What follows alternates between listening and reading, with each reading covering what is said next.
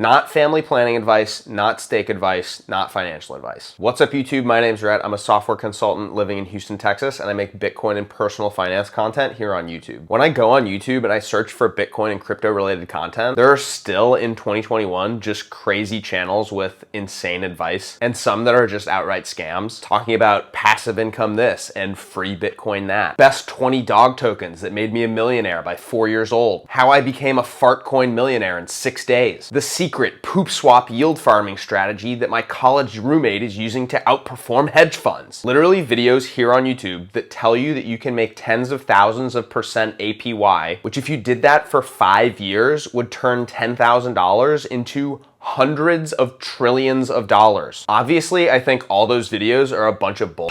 And I refuse to buy fart coin or poop swap coin, regardless of what APY I can make farming poop swaps. So I decided to make a clickbait video about earning passive Bitcoin, but fill it with actual ways to earn passive Bitcoin, the most pristine collateral that's ever existed. These strategies won't make you a millionaire by next week, but they are all strategies that are going to allow you to earn passive Bitcoin over time. Some of them require a lot of startup capital and can make you a lot of money in the long run, and others are totally free and you could start doing them today. And the links to all the products and services that we talk about in this video, along with any additional information that we talk about in the video, will be down in the description for you to use when you do finish the video if you want to follow up with any of these services. Go down below and smash the like button for the downfall of fart coin millionaires, and let's level up your brain. The first option here that we're going to talk about has probably the highest upside of any of the options, but it also has the highest startup costs, and that is, of course, Bitcoin mining. I made a video a while ago that I'll link up in the cards where I talk about my experience using a cloud mining service, which is basically a company that allows you to rent space on mining hardware that they own. And basically what I learned throughout that process was that you have to get as close to owning the Bitcoin miner and all of the electricity as is possible for you in your situation. But that's where this really interesting company, Compass Mining, comes into play. Compass Mining is basically a marketplace that matches retail people like you and me that want to get into mining Bitcoin with sellers of ASICs, Bitcoin miners, and hosting facilities all over the world that are going to allow you to host the ASIC that you purchase at their hosting facility. I don't have any affiliate relationship with Compass Mining, but I am looking into their services, and I expect that I'll purchase a miner from them at some point later this year and have that miner come online at some point next year. And so if you guys are interested in learning more about Compass Mining or more mining content, definitely let me know down in the comments, and I'll continue to make videos as I get more and more involved in the process myself. And if you want to learn even more about Compass Mining, I'll leave a podcast link down in the description. It's an interview with their CEO, and I think it goes over why Compass Mining is better than some of these other alternatives like cloud mining, and then also how the business works and how you can sort of think about Bitcoin mining from an economic perspective. From my perspective, economically, Bitcoin mining is very similar to dollar cost averaging, something that I really advocate for as a strategy for establishing a Bitcoin position. And the big economic question with mining is, would it be cheaper for me to just instead spot buy Bitcoin today or even create a dollar cost averaging strategy? Is that strategy of just buying Bitcoin going to outcompete this idea of buying a Bitcoin miner and having that passively earn Bitcoin for me every day? I think a lot of the times, especially if you're comparing it to a cloud mining service, it's going to be cheaper to just buy the Bitcoin. Where I think mining can be an interesting alternative to just dollar cost averaging Bitcoin is situations like this summer where the hash rate of Bitcoin got cut in half and the price of Bitcoin also got cut in half. If you just kept dollar cost averaging maybe $20 a day over that period of time, you were getting a little bit more Bitcoin every day because the price was dropping. And maybe if you got antsy about the price dropping, maybe you stopped buying totally and lost the, upside of getting to stack at lower and lower prices. However, miners that stayed online, the hash rate dropped right away because all of the Chinese miners got kicked out of China basically. And so they were right away taking advantage of the lower hash rate. And hash rate is not necessarily correlated with price. And so they were actually just getting more bang for their buck running the exact same mining hardware that they were the day before. And there was no psychology about, oh, the price is dropping, should I turn it off? Because you were literally just earning more money because the hash rate had dropped. So in dollar cost averaging land, you can buy twice the Bitcoin when the price gets cut in half. But over in mining land, you earn twice the Bitcoin when the hash rate gets cut in half. And so you can think of in dollar cost averaging, you're worried about the price, but in mining, you're worried about maybe the hash rate. And maybe the price has an effect on the hash rate, but it's not necessarily one-to-one. And so mining is sort of a way to hedge your overall Bitcoin accumulation strategy, if that makes sense. Because there could and there have been situations where maybe the hash rate is staying the same, but the Bitcoin price is FOMOing up to all new levels. And so if the Bitcoin price doubles, but the hash rate stays the same, your dollar cost averaging is gonna make you less Bitcoin, but your mining is going to continue making you the same amount of Bitcoin, a higher US dollar amount of Bitcoin,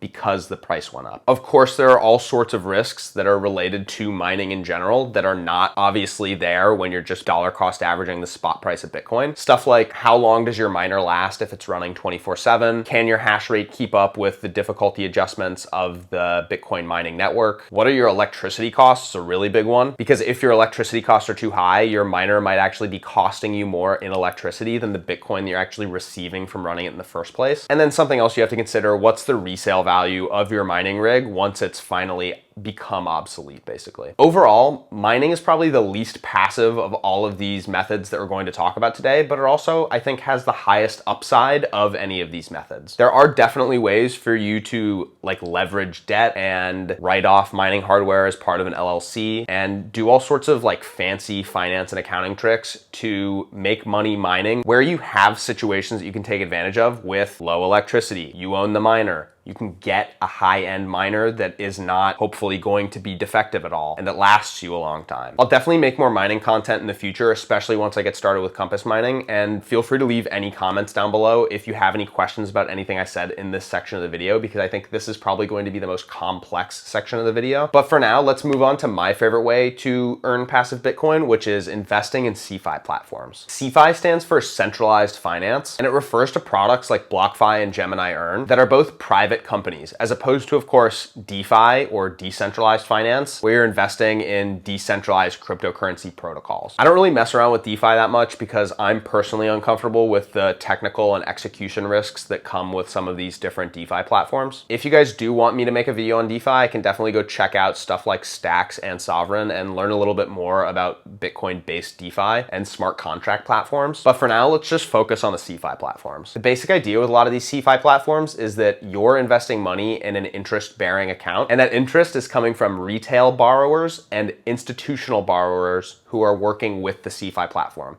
So if you imagine BlockFi, for example, basically, if you're a little guy like me, you're a retail lender and you're saying to BlockFi, hey, I have all this Bitcoin and I'm trying to get US dollars because maybe I want to buy a house or maybe I want to buy a car, but I don't want to realize capital gains on my Bitcoin because I've been holding it for a long time. And so if I wanted, let's say, 10,000 US dollars, I could give BlockFi maybe 20,000 US dollars. They would give me 10,000 in return. I would go do whatever with that, maybe purchase a car or something with it, and then pay back that loan to BlockFi over time in US dollar terms. And so that whole lending experience is actually zero risk to BlockFi, because even if Bitcoin dropped by 50%, they would still then have the initial $10,000 because my $20,000 of Bitcoin became $10,000 of Bitcoin. They would liquidate the position. I would have to pay the capital gains tax on that, or I could post more Bitcoin collateral to again over collateralize the loan. And then they're taking absolutely no risk. And so that interest that I'm paying to BlockFi is getting, some of it's going straight to BlockFi, and then the rest of it is getting paid out to the people who are using the BlockFi interest-bearing accounts. Where the risk comes in is that those institutional partners of BlockFi, the hedge funds of the world that they're working with, do not have to be over collateralized. Per some different interviews that CEOs and risk managers of BlockFi have,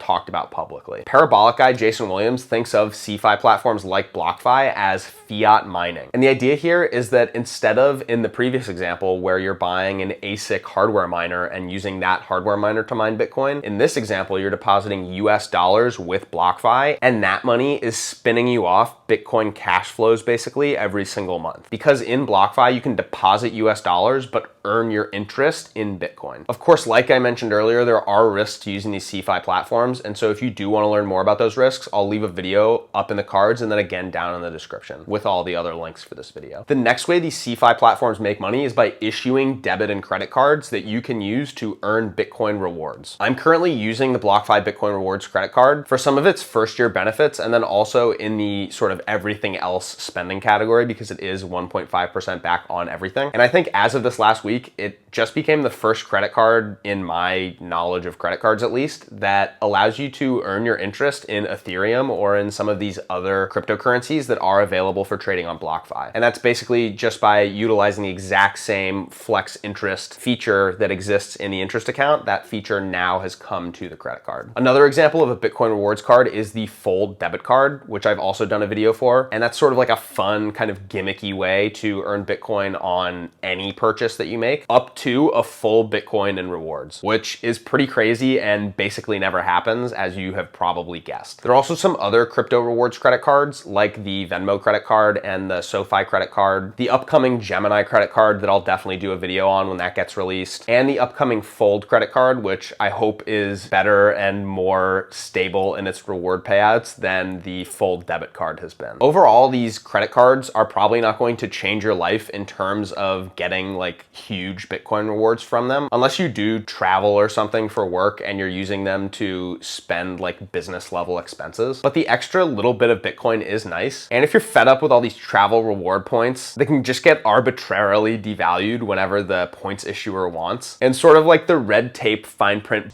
that comes with using some of these cards, I think these Bitcoin rewards cards, you know, you're getting your reward in the hardest money that's ever been invented. You're not getting your reward in Chase points. And so if you're really upset with the entire, you know, travel rewards, credit card, Chase Sapphire Reserve ecosystem like I am, I think these Bitcoin credit cards are going to be a no-brainer alternative for you guys. And when you combine those Bitcoin cashback purchases from the credit cards and the debit cards with a cashback app like Lolly, you can earn even more Bitcoin on all of the daily items that you're purchasing. Lolly is a free Chrome extension and mobile app that is basically like Rakuten, just a cashback app, but for Bitcoin. The reason that Lolly is so great is that the rewards are instantly valued in Bitcoin terms, which means that if you buy something when the Bitcoin price is low, you're locking in that exchange rate for Bitcoin. And then obviously if you hold for long enough, your products can actually become totally free or have paid for themselves and then made money on top of that. I famously paid $65 for some Udemy courses back in March of 2020, right when coronavirus started and the entire market took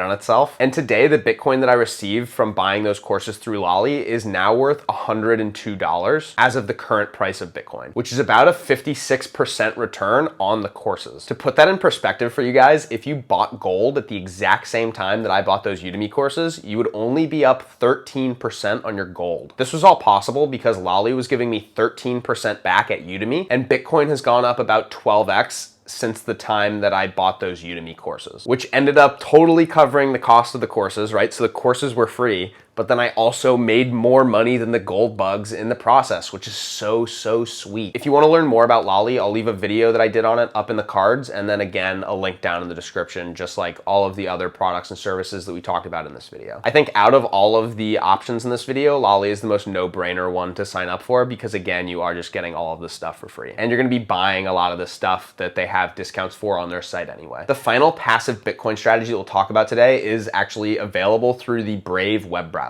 A lot of you are probably familiar with the Brave web browser and how they pay you out the basic attention token in exchange for opting into some of the ads that they've embedded in the browser. Up until recently, withdrawing BAT from Brave was a giant pain in the and that's because the only way that you could previously withdraw BAT tokens from Brave was through this Uphold wallet, which in my opinion has truly horrible user experience. Since Gemini partnered with Brave, the user experience of withdrawing your BAT into an exchange has become much easier. The Gemini integration automatically withdraws all of your BAT token into your Gemini account every single month without you having to do any manual interventions. And once you're within the Gemini ecosystem and you have your BAT in the exchange, you can then take advantage of the great and powerful Gemini API. I made a video a couple weeks ago that shows you guys how you can automatically convert your useless BAT tokens into the only truly finite asset in the galaxy, Bitcoin. Definitely check that video out if you are interested, because once you have that set up, that's just free Bitcoin. You're gonna be using your browser anyway. Literally, your attention goes from your eyes. Then it hits the ad in the browser. Then the browser says, oh, you looked at the ad. Let's give you some useless BAT token.